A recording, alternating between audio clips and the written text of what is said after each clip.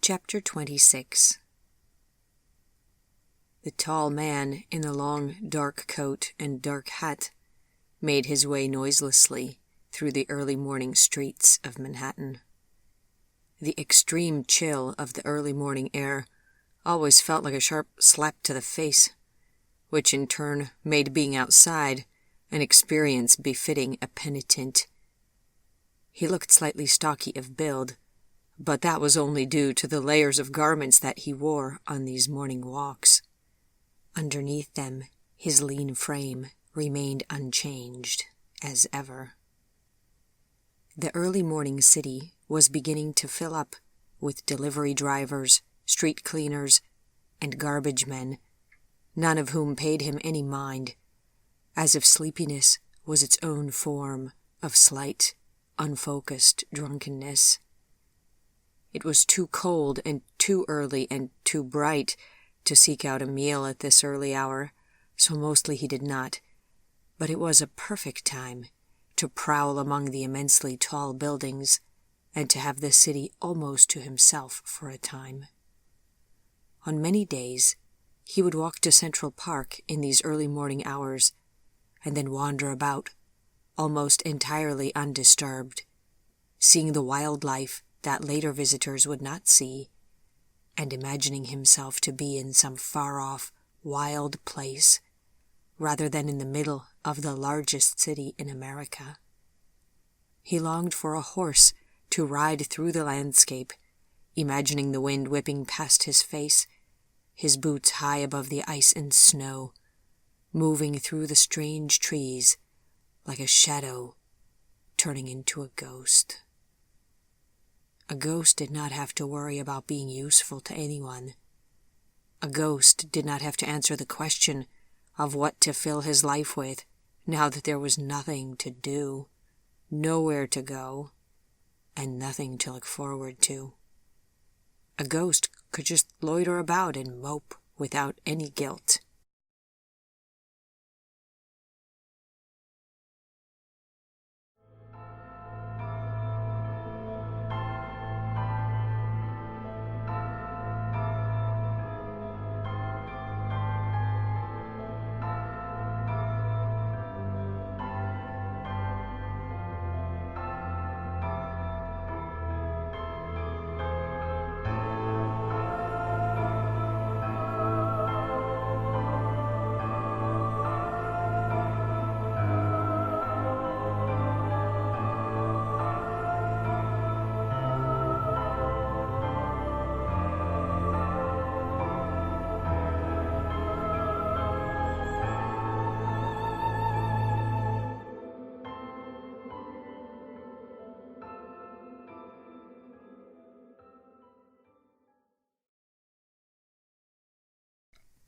Gregory was not a ghost.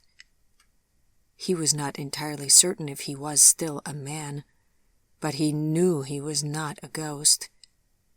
He had even been gainfully employed up until a few years ago, and it had been a real job, and not just tiny make-work and book deliveries for a friend. He knew he was not alone in this feeling of malaise, that many who had left the army were now wondering, like him, if they could find something as important to do ever again. One of the ironies of Gregory's life was that he had often been a soldier, and although he hated wars, and they left him horribly injured on the inside, on the outside he was superbly adapted to military life. The key element of being a soldier was that someone else told you where to go and what to do, and unlike book deliveries, for which Gregory had no special qualifications, even he knew that he made an excellent soldier. He could outrun anyone and anything. He did not need much sleep at all. He could seemingly go without food or water far longer than any ordinary man. He could easily lift and carry the kinds of objects that it would take several men to carry otherwise, and he could lie concealed or nearly motionless for several days if needed. Illness and physical injury did not plague him, and the fact that he also had someone else to think for him was the ultimate boon of the job, from his perspective. During the times of actual conflict, he was only rarely depressed or troubled by feelings of uselessness. The only two thoughts that routinely troubled him were how to keep himself fed and how to keep himself from attracting undue attention due to his odd characteristics. It is one thing to naturally pant as a result of running, but it is quite another to have to remind yourself to do so in order to maintain a deception.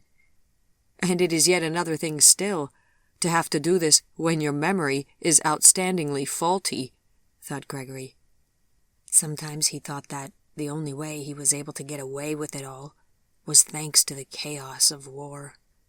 Everyone was in a hurry, nervous, fearful, and very, very busy, so if you had not taken a breath in a few minutes, no one was likely to comment on it. Training with the Army Air Corps at Rockwell Field had been almost fun, with Ferdinand there also, like a kind of boyish adventure. But then war broke out and everyone shipped out to somewhere else, and he and Ferdinand were separated. Gregory was not a pilot, and therefore he worried if the Army Air Corps would have him. But it turned out that the Army had, in fact, a perfect use for someone who could thread a needle in the dark on the first try. Gregory became a bombardier. His excellent reflexes, combined with the best night vision in the entire U.S. Army, made him brilliantly suited to it. Where other bombardiers had to rely greatly on gut instinct, he could rely on these skills, and he became something of a legend on his flight crews. He flew sorties over the Pacific, first as shipping convoy protection, and then, once the war broke out in earnest, in combat. For a while it looked as if flights over Germany would be next, which made Gregory a bit sick to think that he might end up dropping explosives right over top of Dieter or any other of his or Wolf's friends. But in the end he stayed in the Pacific Theater for most of the war. Working on a bomber plane meant sitting in a very tight space for hours at a time, and that was difficult on Gregory because of his height. But he could fold himself up and hold patiently still for very long stretches of time, in positions that would have eventually been unbearable for others.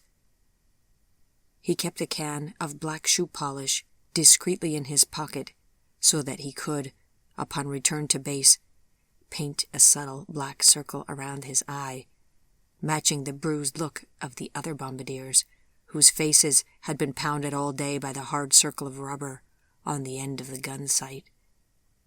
Gregory's face did not readily bruise. The other soldiers came to respect him as an outstanding marksman, and although he kept rather quiet, when he did speak, he became known for having a sharp, sarcastic wit. They would sing sometimes on return flights, especially if they had managed to successfully drop their entire bomb loads and cause visually confirmable damage to the enemy, and Gregory would join in, his careful and isolated heart giving in briefly to the pleasant flush of camaraderie.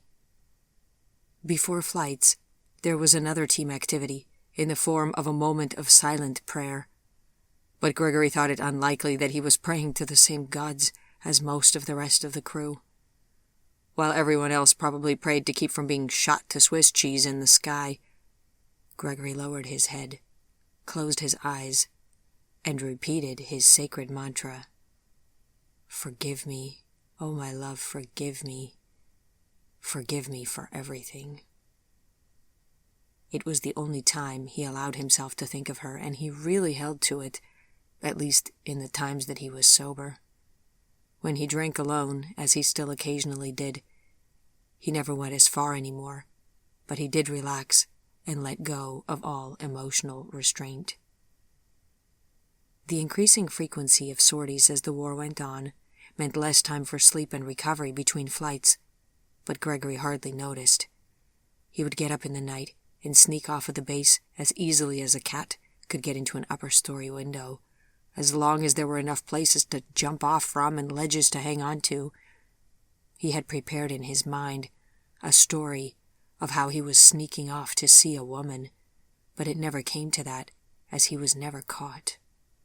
Then, having fed himself, he would climb back in, go back to bed, having already told his bunkmates that his insomnia was bothering him again, and at reveille he would be the first one up and ready to go. The pandemonium of the mess hall at Rockwell Field made even Ferdinand realize that elaborate, artistic pretense of eating like they had done back at the Argyle Hotel in Charleston was entirely pointless here. It was enough to do to loudly announce to one's nearest dining companions that the flapjacks that morning were the most disgusting, sawdust-tasting thing that the U.S. Army had ever attempted to serve an honest fighting man, and immediately 4 or 5 forks would dive for the unwanted items like greedy seagulls, and all would be eaten by others in the blink of an eye, and that was that. Afterward, Gregory would pack his kit and trudge off to the airfield to join his flight crew, and the entire previous day, and the day before that, and the day before that, would repeat again. The only time he ran into trouble with this smooth and wonderfully repetitious routine was when there were aircraft problems, or the time that he was stationed on a small way station island without any off-base population nearby, but he was able to get moved away from there by faking an illness. On his flight out, he tore up his medical admittance records to the nearest Army hospital on Leyte and traveled on to Guam instead, where he told the airfield commander that his paperwork had gotten messed up, but that he was in excellent health and was actually supposed to join the flight crews at the airbase on Guam. In a stroke of luck, the commander's right-hand man had heard of Gregory's reputation as the Army's best sharpshooter, and he helped his boss see the value in getting Gregory set up to stay. Another bad moment had come when the troops had been told to gather in front of the barracks to donate blood, but Gregory was able to convince the superior officer in charge of the blood drive that he had syphilis, so he was excused. The fact that he did not have to drop his trousers in front of a medical officer or have to be otherwise examined to prove it was yet another win, attributable to his charming face and his glib tongue when he needed to persuade someone of something. Ferdinand and Wolf's letters got held up after that until the U.S. Army located Gregory again and got his whereabouts corrected in their system. He could still remember the day that he was handed the bundle of his correspondence that had not been able to find him for a good half of 1943. Wolf wrote that he had moved away from New Orleans and was taking a long vacation in the great American West before reopening the store in New York. All of Gregory's items from his apartment had also been carefully packed, and not to worry, he had also taken the personal boxes that Gregory had already packed up and sealed before he had left. The Mullins had sold all of Gregory's horses and were in good financial shape to continue on at Temps-la-Désirée until the war was over, and then they would decide if they wanted to move to Florida to be with Mrs. Mullin's sister. Other letters mentioned Wolf's arrival in New York and putting all of their items in storage prior to Wolf's train journey out west. Wolf did not live any part of life on an ordinary man's timescale. He had worked for years and years. Now, his vacation was going to be at least a year long. "Not much business to be had anyways," he wrote. "When the most popular book is the War Rations Coupon booklet, you can be assured that people are not bringing in their family antiquities to be restitched." Wolf had enclosed a book of poems for Gregory, authored by Rupert Brooke, and as Gregory happily read them, he knew that this was the kind of poetry that Wolf would have derided as overly emotion-laden schmaltzy kvetch, but yet he had sent it to Gregory anyways. It was a gesture of true friendship. Ferdinand had written about how much he loved wartime flying, and how he had to keep himself from fearlessly taking wild risks, the mere idea of which turned his co-pilots white with dread. "I have to remind myself that I am flying a very costly piece of equipment," he had written, "and that the amount of money needed to replace it if I crash it would have clothed and fed an entire cavalry regiment in the war between the states. On top of that, The replacement money will have to be squeezed out of the already war-rationed public. And Dottie still writes to me complaining that she has not had a pair of unripped stockings to wear since last year. I'm not certain if I care all that much about Dottie anymore, but the thought of those fantastic legs of hers covered in shredded stockings is a blasphemous blight on this world that I must fight on against, as must we all, Morgan, until we are victorious. Gregory had to smile.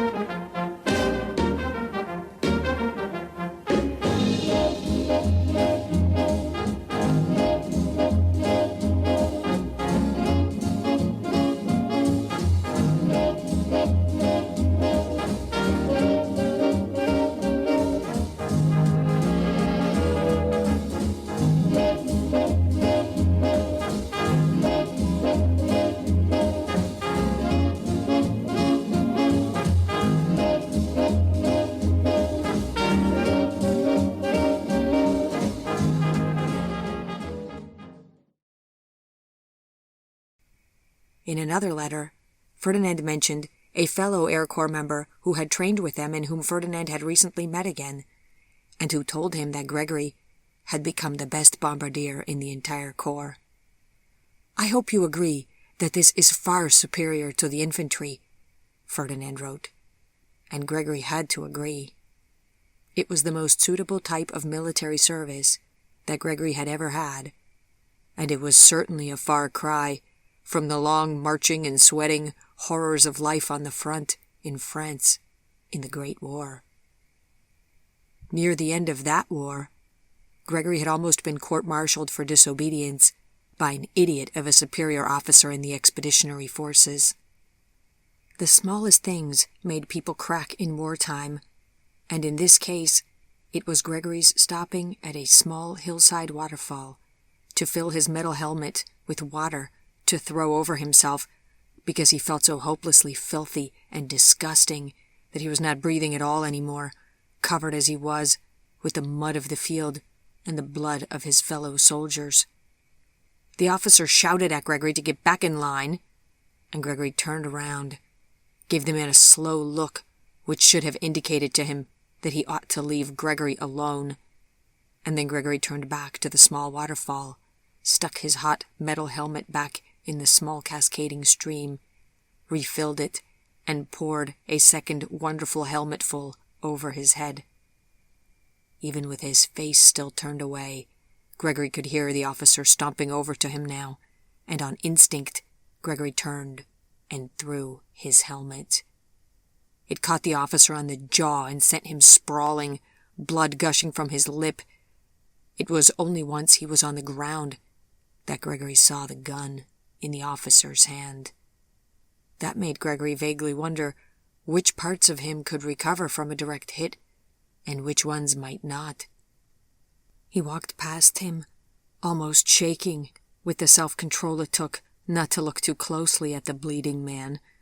But fortunately, he could not smell him, since he had not inhaled through his nostrils almost since arriving at the front. Gregory leaned over, picked up his helmet, and had gotten back in the line, but not before a second officer had taken down some notes and called him forward to give his name. He spent that night in a makeshift but fairly secure brig, which frightened him because he could not get out and he did not know how many days he could hold out without a meal, should they keep him imprisoned for a long time. But in the end, he was only there one night. In the morning, instead of being court-martialed, he was let go. Apparently, someone had told the superior officer that Gregory was a war hero several times over and was up for multiple medals for bravery and for saving several fellow soldiers under astounding conditions. The worst conditions in the Great War had been when the enemy started using mustard gas, but Gregory's skin did not blister, and his eyes did not seem affected by it either. And as for his lungs, he could simply not inhale. Now in this new war, he found that he was changing. getting better at it all the time, and could now go for many hours without breathing at all, like Anastasia could. It must be a benefit he was developing with the passage of time, he realized. These kinds of special benefits had never extended to his fellow soldiers, however, who often suffered horribly. Gregory helped where he could, but it was an extremely ugly business, and during the Great War, the stench of the dying seemed to get in through his very pores. Compared to that, flying around in this war in a metal can was, once Gregory got over the mental horror of it, actually calm and restful in comparison. He would have been happy to continue as a bombardier for the entire war, but in one of his letters, Ferdinand mentioned that he had an even better idea. Conveniently, both of them ended up back in California on a short leave at the same time and spent a few days together, which, because it was with Ferdinand, ended up including dancing late into the night with beautiful women in a nightclub to the sentimental, oozing tones of a slick-haired crooner. "Ah, the ladies go wild when they play anything by Frank Sinatra," winked Ferdinand. "Who is Frank Cilantro?" asked Gregory, bewildered. It was strange being with Ferdinand. In some ways, it was the same as being with Wolf. But Wolf was so hopelessly old that it was hard to have the same kind of easy-going connection as he could with Ferdinand. Gregory vaguely wondered if in his years of loneliness he had underestimated the great comfort of being friends with someone who could know and theoretically understand everything in his world. Despite this, Gregory was not ready to talk about everything, and the first evening when Ferdinand asked him, "So are you going out tonight to—" Gregory told him to stop right there. "Is nothing intimate? Wolf and I never speak of it directly," he explained to Ferdinand. "We have never spoken of it, what he or I do in the dark." Ferdinand laughed. "It is the same thing ultimately that the rest of us do in the dark, I would imagine." But he accommodated Gregory and avoided any further discomfort by not speaking of it again. After meeting up later in the evening, they sat in another bar near the San Diego harbor, listening to Glenn Miller and Benny Goodman.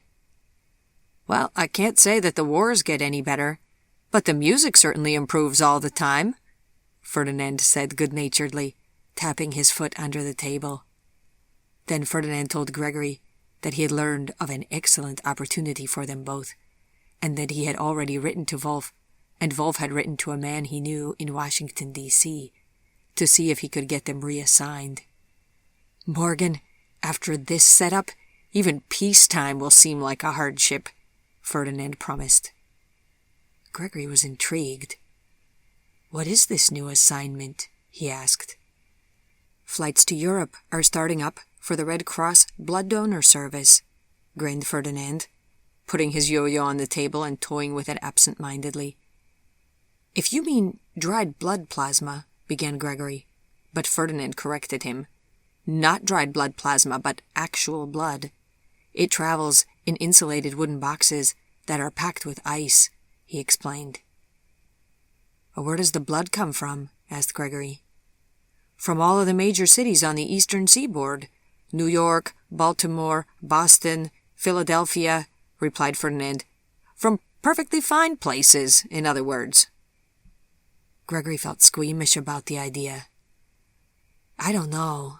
It seems wrong, all those donors giving blood, and then soldiers dying on the field of battle for lack of it." Ferdinand gave Gregory a long look. "You really are concerned about this, aren't you, Morgan? Well, think of it this way. We have done this now 3 times over, and each time we have rendered the kind of service that no one else would have been able to do. We have been shot at, fumigated, starved, stomped on by horses, cannonballed, bayoneted, torn up, and in general sent into harm's way, and have we ever complained? Have we ever failed to show up for the next battle? No!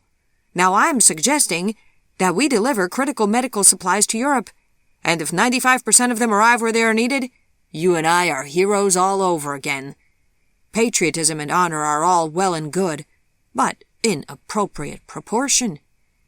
I figure that if the Almighty had wanted us to be other than we are, He would have made other arrangements. As it is, we only do what all other creatures do, which is whatever we need to in order to live. Trust me, this is going to be a perfect arrangement. Ferdinand was right, of course. It ended up being ideal. A key contact in the New York Central Blood Collection Office, where both Wolf and Ferdinand had contacts naturally, was the final touch that made it all complete. Every insulated box had detailed cards attached to it that identified the inventory information for the box's contents. But thanks to their man in the collection office, there were always several boxes conveniently without cards, so that eliminated the need for records falsification upon arrival. The only drawbacks were that the blood was very cold and that it was infused with anticoagulant preservatives, which gave it a strange sensory profile. But the convenience of the whole arrangement could not be denied. Gregory's own experience with blood donation was entirely with what could be described as unwilling donors. So it was fascinating to contemplate that uncoerced volunteers had willingly given up this blood so that others might live. Ever moralistic, Gregory wondered if he therefore needed to become even more worthy and more holy to merit the ultimate benefit of this kind of selfless sacrifice of others. As he looked over at his friend, he was certain that such thoughts most likely did not trouble Ferdinand, who was busy hurtling them through the sky and hooting ecstatically like a young boy. "This flying thing is just splendid," he cried. "And to think that I almost did not live long enough to have the experience of it! Ha! Who has had the last laugh?" Gregory smiled. One bad experience that they did run into with their flights was when a case got loaded on once without its ice packed in, and to add to the difficulty one of the bags punctured, and its distinctive scent caught Gregory unprepared. Even though he had closed off his nostrils immediately after that, it had resulted in a hellishly long and horrible overseas flight, where it was hard to sit still and not look at the other crew members without desire. One glance at Ferdinand, pale and feverish-looking in the cockpit, told him that his friend was not taking it any better. The only similarly bad flight had been when a very wounded man was exceptionally boarded one time in Europe to be flown to Britain. The flight across the channel was always hair-raising anyways, what with enemy planes in the area, but Gregory tried to pull himself as far away from the wounded man as possible, turning his head away and wondering if he would be sick from holding all of his muscles tight for so long. With the exception of these two flights, Gregory and Ferdinand had indeed found the best assignment in the entire U.S. Army, and they stayed at it until the end of the war. Praise the Lord and pass the ammunition. Praise the Lord and pass the ammunition. Praise the Lord and pass the ammunition, and we'll all stay free. Praise the Lord and swing into position. Can't afford to be a politician. Praise the Lord, we're all between perdition and the deep blue sea. Upon the war's end, Gregory and Ferdinand got their discharge papers and caught a last flight as passengers out to Texas.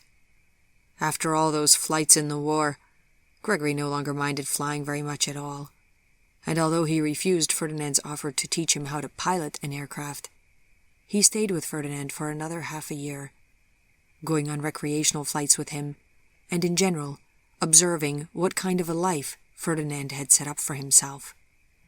It was a timely thing to observe, since Gregory's old way of life as a bicycle-riding delivery boy back in his hometown had come to a definitive end before the war had even started, and now he knew he needed to set up a new life. Ferdinand wasted no time writing away and applying for new cartography projects. Aerial photography had made great strides as a result of technological advances in the war, and there was much work to be had. With that in place, Ferdinand wasted no time in finding a replacement for Dottie, a lovely redhead that he met while he and Gregory were in a nightclub.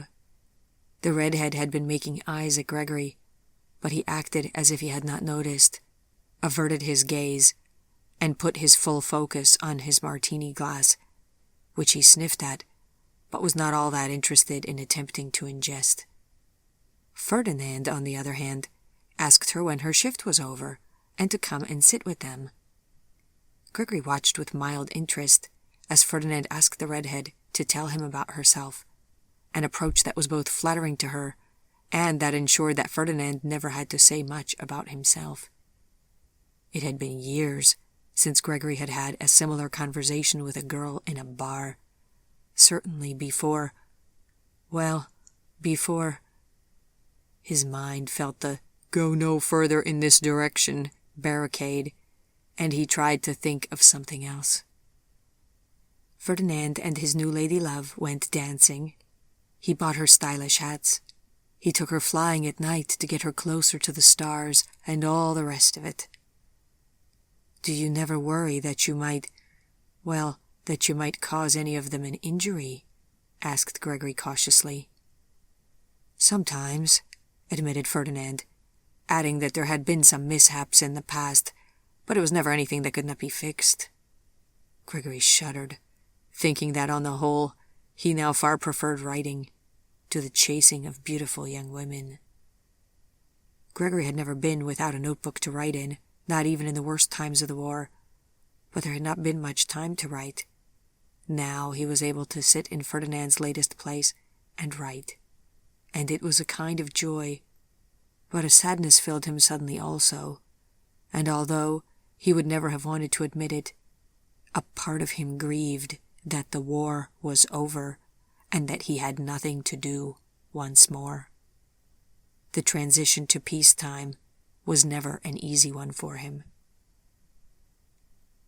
After a lengthy visit of half a year in Texas with Ferdinand, Gregory finally made it to New York, where Wolf came to see him at Penn Station. "Ah, the handsome war hero himself!" cried Wolf, as he saw Gregory stepping over onto the platform. They embraced as if they had not seen each other in years, which was also true. As Gregory knew, Wolf looked just as he had when Gregory had seen him last, but a lot had passed since then that needed to be discussed. They went to Wolf's new place and skipped the tarok to get straight to their conversation in Wolf's living room. Wolf pressed a small box into Gregory's hands. "Here, I had these pulled together for you by my man in Washington," Wolf said. Intrigued, Gregory hurried to open it.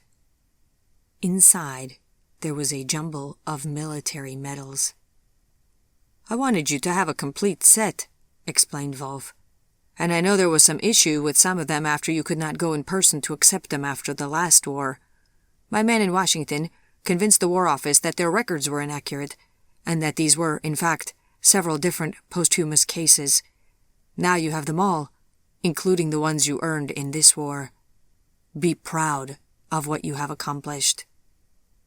"What should I do with them, do you think?" asked Gregory. "Should I wear them all at the same time?"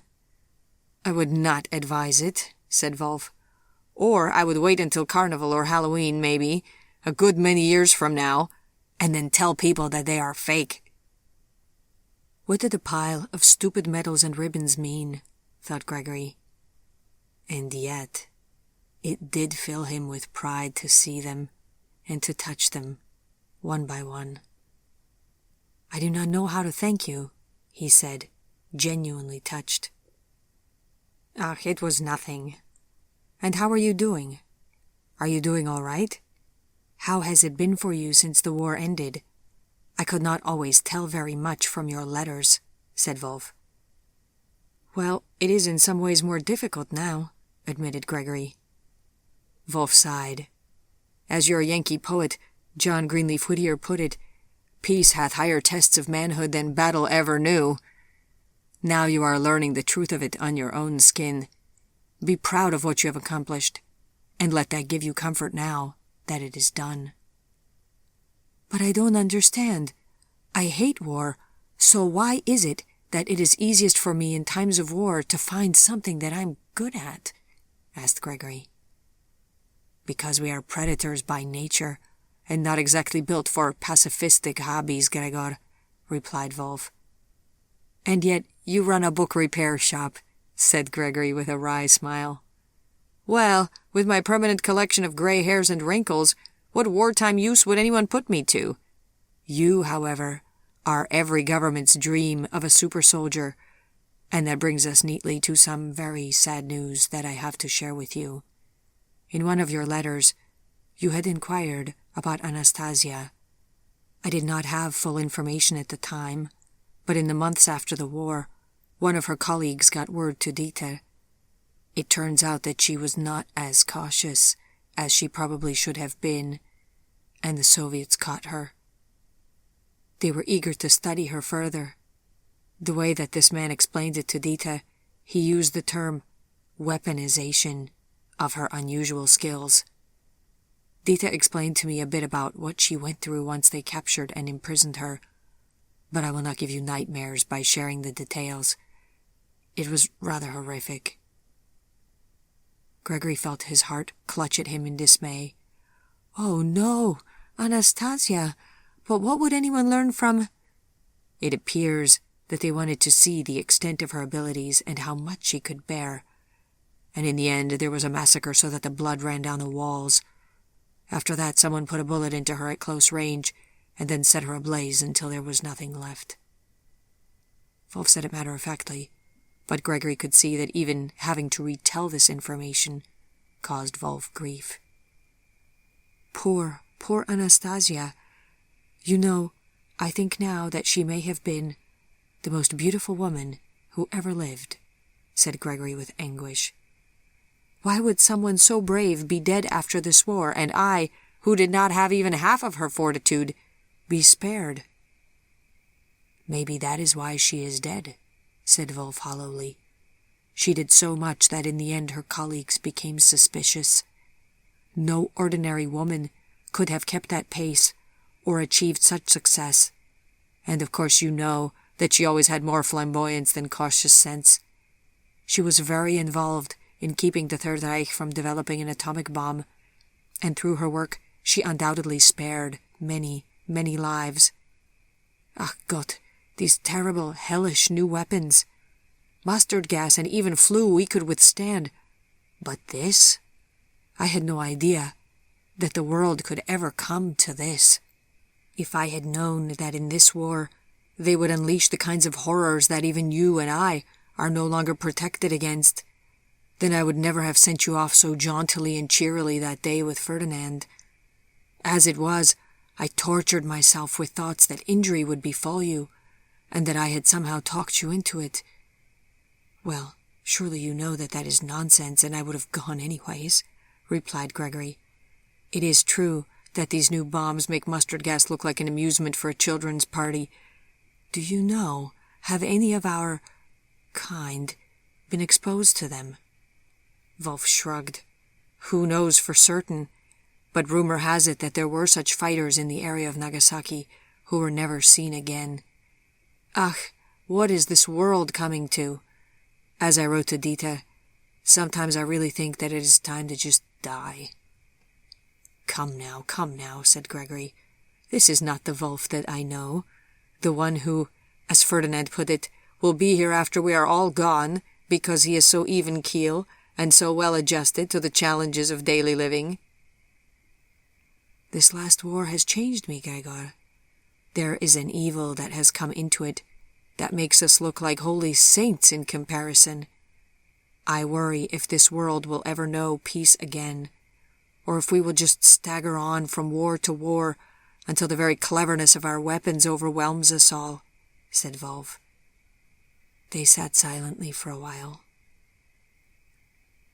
"I'm deeply sorry to hear this news about Anastasia," said Gregory sadly. "She was terribly annoying, but also a wonderful caliber of person on the inside, and I had just begun to like her. We found a path to some kind of friendship in the end, and now I am even more grateful for that. Now that she is gone, I think I will mourn her for some time," admitted Gregory. "You have always been a sensitive soul, Gregor. I knew this would upset you, but I had to tell you," said Volv. "I'm glad that you did," said Gregory. "She is now even more of an inspiration to me."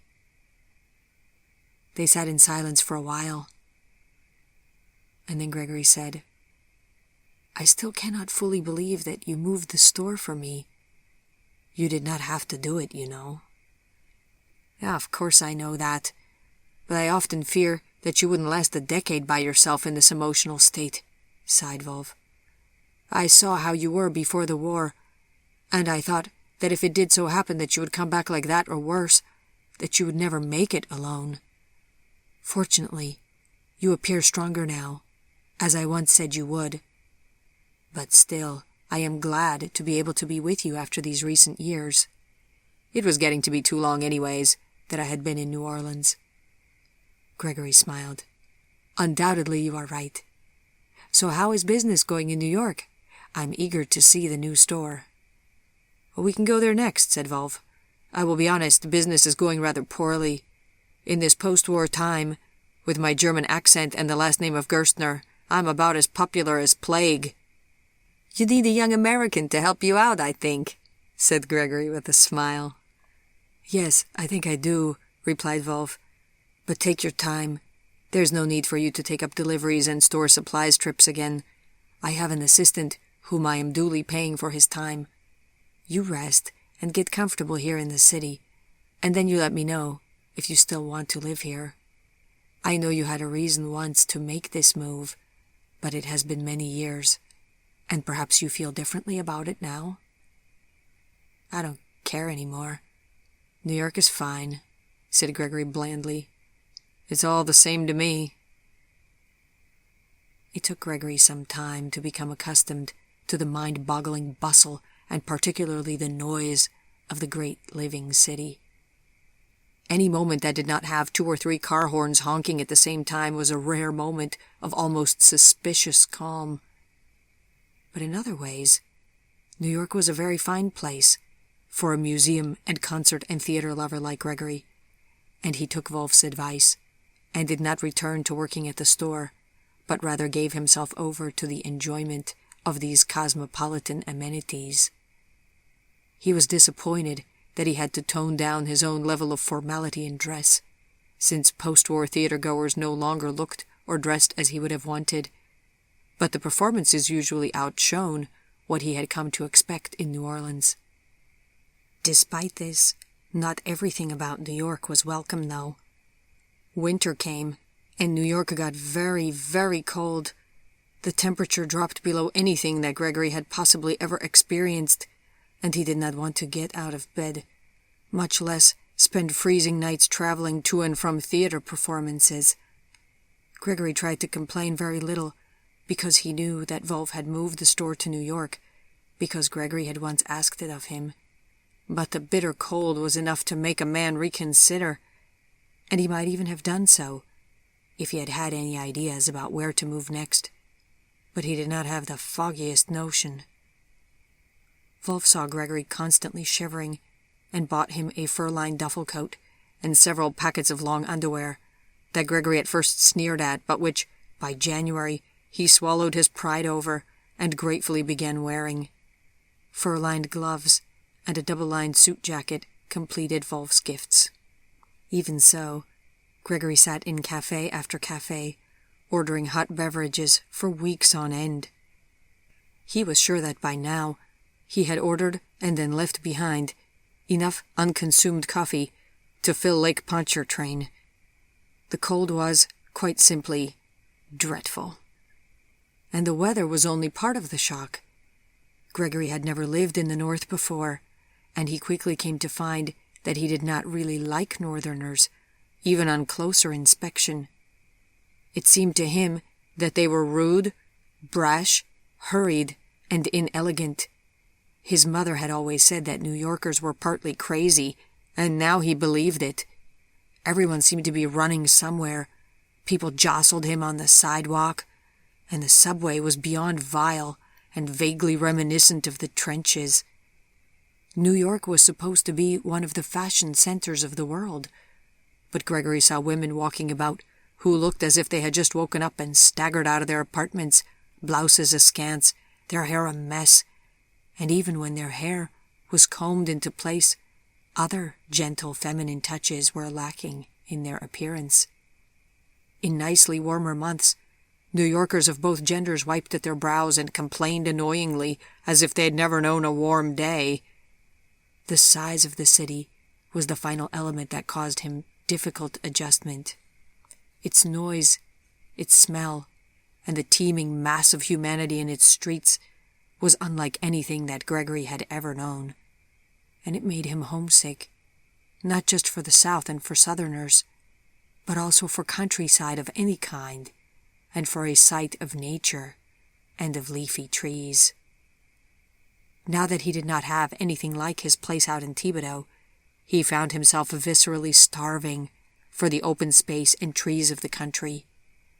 And whenever the city became overwhelming to him, he headed into Central Park, which was a short walk from his new apartment. He was often there before most New Yorkers were even out and about, and he walked about it even in the worst weather because, after all, cold on the outside was preferable to insubduable homesickness on the inside. The look of the park was off, of course, with its strange types of trees and its lawns and unnaturally vivid green to his native Louisianan's eyes, and of course at present the snow made everything look eerie and like it was part of a lunar landscape. Despite this, it was the closest thing to normal that the city had to offer to Gregory on many days, and so he went. He longed for a horse to ride, or even a bicycle, the wind in his face creating the same sensation that accompanied both activities and that he always loved. But he no longer bicycled daily here in Manhattan. The city was too wild and too crowded, and bicycling through it was too much stop and go, too unpleasant. Sometimes he thought that it was too accident-prone, with all of those vehicles and pedestrians underfoot. But then he recalled that he had once managed to create a perfectly splendid little accident all by himself in sleepy old New Orleans. And then, as he reached this thought, he would stop and try to turn his mind away, to keep from thinking of her. Central Park was not Gregory's favorite place in New York. That honor was reserved for the Cloisters Museum, up north above the city, overlooking the Hudson River. But the cloisters reminded him of being in Europe, whereas he mostly wanted to feel like he was back home in Louisiana. That he had never lived elsewhere in all this time, except when he had been pulled away, by travel or by war, seemed suddenly interesting and unusual to him. Why had he never left before? Now this homesickness for New Orleans was like a second kind of heartache, and with the war over and nothing else to occupy his time, he could give himself over to brooding without much interruption. He did not call it brooding, of course.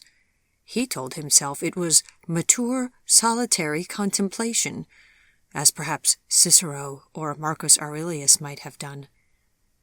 One of his favorite places to sit very early in the morning was on a bench near Bow Bridge in Central Park, and in the chill of the morning he would sit there and watch the cold air condense his breath, and he would think mournfully that these were the last scraps of warmth leaving his body. Then he would sit without breathing for a long while, wondering why she had ever agreed to live in a place that got so cold, and why he had determined to follow her, although it was clear that she was gone. He thought of her sometimes in these morning brooding sessions, half wondering if she still even lived in New York, whether she and Chip were still happy, and what her life had turned out to be like. The feeling of lingering personal culpability continued to hang over him, and although he could shift his mind from thinking on it too much, this thought was always somewhere there in the background, that if she was unhappy, it was he who had caused it. He wondered if he would ever learn what had become of her, and then the thought that she might have moved with Chip over to England, or even gone back to New Orleans for all he knew, yet he was still in New York and slowly freezing to death, made him very glum.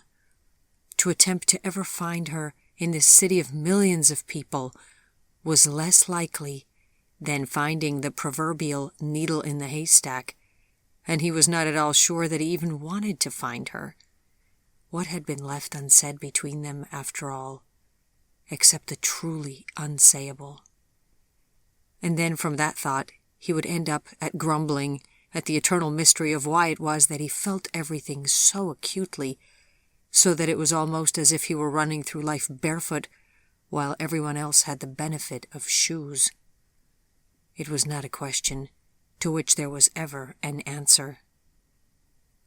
Finally, after months of awfulness, the cold finally seemed to lessen a bit, and he was all set to walk off to Central Park in the early morning, when an early downpour swept in and washed out his plans. He stayed in bed, propped up against his pillows and, covered by his new feather duvet as well as his ancient gray blanket, he wrote in his journal. Recently he had also started rereading things from the past, from New Orleans for the first time, as if the fullness of time had at last gone by, and he had arrived at the point where his memories would no longer hurt so terribly, and where he could begin to face his past heartbreak without bitterness.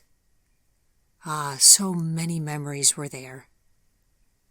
Then, to cleanse his mental palate, he read a bit from a new book that Wolf had recently lent him, then consulted his pocket notebook for what lay ahead for the day, and then he got up to bathe and to ready himself for the trek out to Wolf's store. He started his days there, talking with Wolf and lending a hand if Wolf needed anything brought down from a high shelf and so forth, but the deliveries and supplies were now the responsibilities of young William, a boy who assisted Wolf, and who also sold tickets at the motion pictures in the evenings.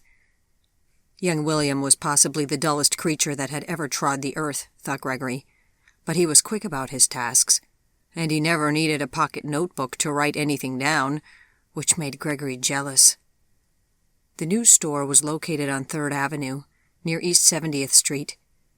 New York being the overcrowded place that it was, it had not been possible for Wolf to find a store in a building where his apartment could be just above it, but he was not terribly far away, having taken a permanent suite at the Carlisle Hotel. It did not allow him the space to hang all of his artworks, but a good many of them made it onto the walls, and the large dining table and silver pawns that Wolf used for his tarot games were duly installed there, beneath the windows, with their view of the city. It was a glittering way to live, Gregory had to admit. Gregory had opted for a small apartment in the area, and Wolf had happily helped him to decorate it. Now, when he was not at his apartment or at Wolf's, and when he was not in Central Park or at the store, he spent most of his time walking through the streets as if trying to outrun the lingering sense of dissatisfaction that clung to his heels these days. Sometimes visiting a museum or a theater briefly caught his interest, and that seemed to help, but then he would head back out onto the sidewalk, and his restlessness would be right there waiting for him. At least once a week he thought about moving away, but something kept him there, almost as if there was a dictate of fate pronounced over him, and he had to stay where he was until some unspecified future time arrived. On his most restless days, a visit to Central Park was a necessity, as it might be for a smoker to attack a box of cigarettes. and that was the case today. So after loafing about the store with Wolf for a much longer time than usual, even though it was now later afternoon, Gregory headed off to Central Park. He walked all over the place before heading off to his favorite bench by Bow Bridge. But to his annoyance, someone was already sitting there. There was another bench nearby, but it was not nearly as nice to sit on, so Gregory only stayed for a while before getting up and walking away from the edge of the lake and back into the greenery. He was nearing Cherry Hill Fountain, around which a small, blonde-haired child was zooming energetic circles, when his sharp eyes picked out what looked like a familiar figure, and his breath caught. There was a young woman in a calf-length coat, a hat, and heeled shoes. Gregory froze, and in the next moment she turned so that her face became visible, and his poor heart almost shattered. Could it be? How was it even possible? After years and years, in a city of over 7 million people, he had found the one person that he had been trying to find. He felt as if lightning had hit him and had rooted him to the spot.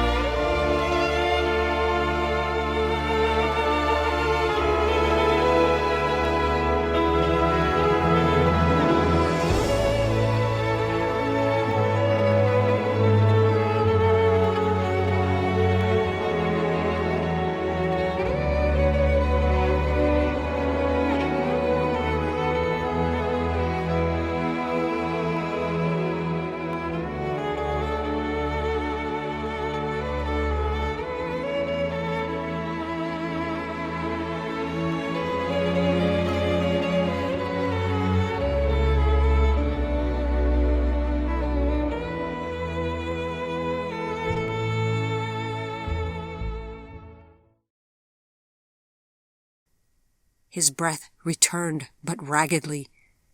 He took off his hat, as if he had entered a church, and he stared at the young woman. She turned her face away again, and he experienced a sudden twinge of doubt. Was it really her? Who knew what she looked like by now, almost a decade later? It might not even be her. He had to get closer to make sure. Then he heard her familiar voice calling out, "Sophie! Sophie, stop!" And he knew that it was her. But who was Sophie? The small child raced over to her and took her hand. Gregory's jaw fell open. Was this child hers? The one that he had once prayed for on Vivian's behalf? It was hard to walk without stumbling. He was so overcome with surprise and emotion, but he had to follow them to see if he could get closer still. A fierce struggle burst out in his mind over what he should do. Too much time had passed since she had seen him last, so the rules were that he must not approach her, but to come so close and to not really see her, to not say anything to her. He could not imagine that life would drop her into his path like this again, and to expect it to happen a second time after this would be truly akin to lightning striking the same place twice. It had to be a sign. For once, let the rules be damned. But what if she ran away from him in fear? He then thought. Let it happen then. He could not come this close without letting her know that, once again, inexplicably, their lives had touched. The young woman and the child walked on now in the direction from which he had come, back towards the lake, and after a few minutes the child tore free from the young woman's hand and began running up a side path. Gregory ducked into the trees and ran through them like an invisible streak, looking to get himself up ahead of them on the path, and when he thought he had worked up enough of a lead, he slowed down and came to a stop. The child was running along the path, her golden hair streaming out from under her hat in the wintry wind, and as he watched her suddenly, the memory of walking down the hallway in the clinic in Metairie came over him with such force that he was not certain for a brief moment if he was there or here. And then in the next moment, he knew exactly what would happen, and he stepped out of the trees and into her path.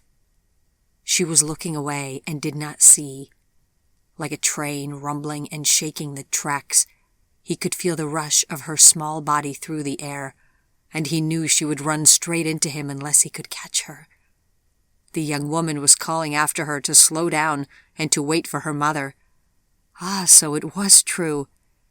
The child's small body worked overtime as it pushed itself through space, hurrying ever forward. "This time I will catch you," he thought triumphantly. "Who says that you cannot get it right the third time around? Vivian, Vivian, Vivian."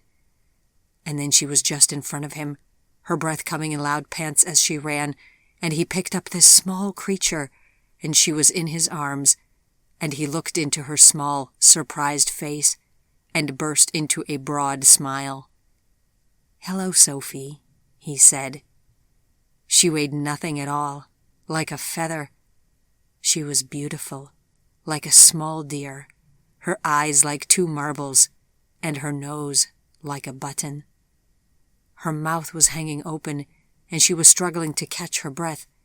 He pulled off her hat and planted a kiss on the top of her warm head. "It's you! It is you! It is you! I knew it!" came a cry from just down the path, and Gregory hardly had time to set the small child down before her mother ran straight into his arms with a force that would have knocked him off balance if he had not been expecting it. "Gregory, Gregory, Gregory, oh my God, it's a miracle! It's a miracle!" He gave a small laugh and then busied himself with folding his arms about her and pulling her so close that, after another moment, he worried it might possibly hurt her. She pulled herself fiercely against his suit lapel and burst into tears. Ah, this was familiar. Then he had the thought that maybe she had not been able to cry like this in almost 10 years, and he tenderly and patiently waited until her shoulders stopped convulsing with sobs. Minutes passed. The child Sophie stood beside them, completely confused. At last they pulled apart, and he looked down at Vivian's face. Now it was Gregory's turn to gasp. She had changed. Her face had beautifully matured, and her cheeks had lost their girlish roundness. In their place were the cheekbones of an extremely beautiful young woman. Her light brown hair still had its unique elfin blue shine, but her eyes and eyebrows now had a more worldly look. She was still slim, but she looked healthier and stronger now, if sadder.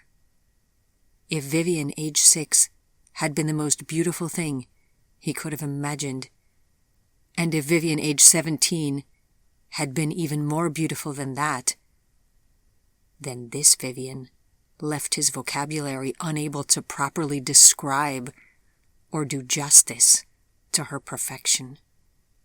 He was completely stunned.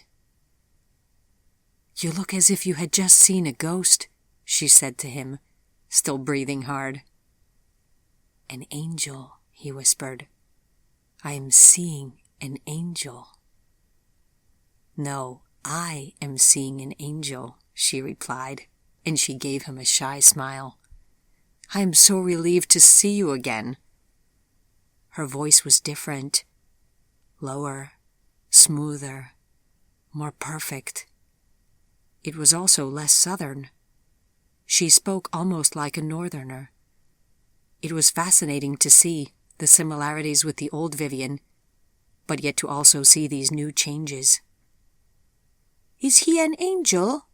asked small Sophie, squinting and looking up at Gregory the way he had seen tourists in Paris looking up at the immense height of the Eiffel Tower. "I don't see his wings. Can he fold up them?" she asked, grammatically incorrectly. "No, darling," said Vivian. "That is to say, I'm not entirely sure. This is Mr. Morgan, a good friend of ours. Say, how do you do?" "Hop, hop, hop," said Sophie instead, taking a few jumps off into the grass. "Do you know the Easter Bunny?" "Not personally, no. We have never been introduced," replied Gregory. Then, turning and smiling at Vivian, he said, "She is charming. How old is she?" She was at least 5. To not be afraid of him at all like this. Small babies and very young children, like animals, were still at the stage where instinct overruled any deception that charm might bring to bear on the situation, and they were almost invariably scared of creatures like Gregory. "She is 4, replied Vivian. "Well, this was a surprise." Gregory turned back to Sophie, who had now caught her breath again and was busy hopping all around the grass. This child was so adorable, he could not tear his eyes away from her. Why was she not afraid at all, he wondered. But then he remembered that the child Vivian hadn't been afraid of him either. "My congratulations on such a lovely daughter," he said. "Does she have any siblings?" "No, I'm afraid not," replied Vivian. "She is my only one." "Oh dear, my hat! It flew off as I ran." "Allow me," said Gregory, leading the way back down the path along which she had run, and then he reached down to pull her hat out from beneath a nearby tree. "Madame," he said, bowing low and holding out the hat in his hand. "Thank you," replied Vivian. As he lifted up his face again, he could see her looking at him closely. Like him, she was curious to see what had changed. His stomach gave a nervous lurch. He turned quickly away. "So where shall we go?" he asked Sophie. "Let's go and see the angel now," cried Sophie. "What's this?" asked Gregory, looking over at Vivian. "More angels?" "Yes, she wants to see the angel fountain at Bethesda Terrace," explained Vivian. "Very well, so let us go there," said Gregory, offering Vivian his elbow, and then the 3 of them began walking toward Bethesda Terrace. "My God, Gregory, I cannot believe it has been almost 10 years since I saw you last. What did you do after I left?" asked Vivian. "Well, I grieved over you as if my heart would break, and then I enlisted in the Army Air Corps and went to San Diego," he replied, both wanting her to know that he had suffered and not wanting her to think him maudlin and unmanly now. She looked over at him, afraid almost, and then suddenly also embarrassed. Her next words revealed why. "I'm so sorry. So, do you still... Have you... Since we last met, have you... met someone new?" He gave her a small smile, and then said earnestly in a voice that went whisper quiet, as his confidence unexpectedly went out of him, "No, there has been no one else."